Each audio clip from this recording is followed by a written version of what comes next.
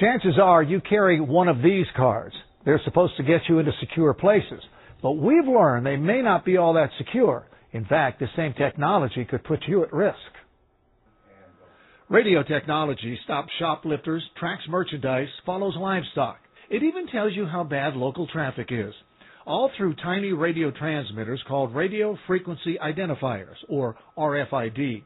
All these devices transmit signals to receivers, like these at the fast-track toll booths. That means that someone in state government knows where they've been, knows where they've gone, knows how long it took them to get there. And that's just the tip of the iceberg, according to State Senator Joe Simidian.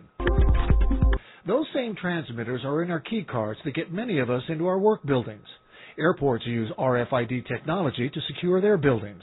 But according to the senator, RFIDs are easy to hack, meaning it's easy to get your personal information. If I'm a hacker, how close do I need to be to your card to get the information off?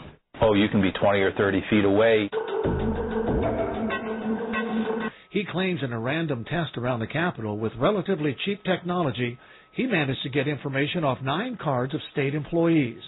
Once you have that information, it's easy to clone their card. We have a reader that we purchased for about $150, and then we have a cloning device. Legislative aide Heather Barber says she learned how to clone a card in a half hour. These are just electric clips. You can get these at any hardware store.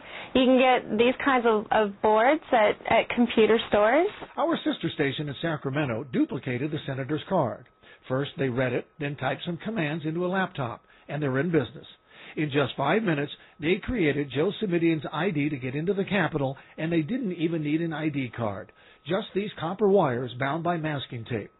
So from this distance, with $150 in technology, they could be Governor Schwarzenegger with access to the state capitol if he's carrying a Capitol Access card. If you look around at an airport or a government facility, you'll see the RFID readers everywhere. Scott Rind is a security expert in Dallas, Texas.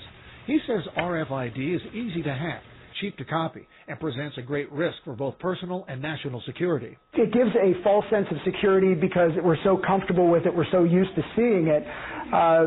People just don't understand what the vulnerabilities really are. You elect them, we get to protect them. Senate Sergeant-at-Arms Tony Beard's job is to keep people inside the Capitol safe. He's not happy with the senator's demonstration and points out there are several additional levels of security at the Capitol. But he gets the point. It may require us to spend a lot of money to change the system. But if that's what we have to do, we'll do it. What especially concerns Simidian is there has been talk to use the same RFID technology in health cards, driver's licenses, student IDs, and other government-issued identification. Simidian is asking California lawmakers to pass what he calls common-sense protections, which would limit what can be put on those cards. His fear, without it, our personal safety is at risk. Here's what I know. If my card isn't encrypted when I have access to the California State Capitol 24 hours a day or night, what do we think the level of protection is for government identity documents that might be issued to the general public? The company that makes a lot of these RFID cards say that they believe the technology is safe and they don't believe that there have been any cases of ID theft involving their technology. And it's important to note that the Capitol and the Senator were well aware of our sister station's test, but it's against the law to hack an RFID card.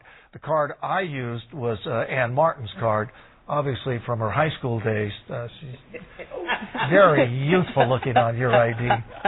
You've always been jealous of my picture. That's okay. Thank you.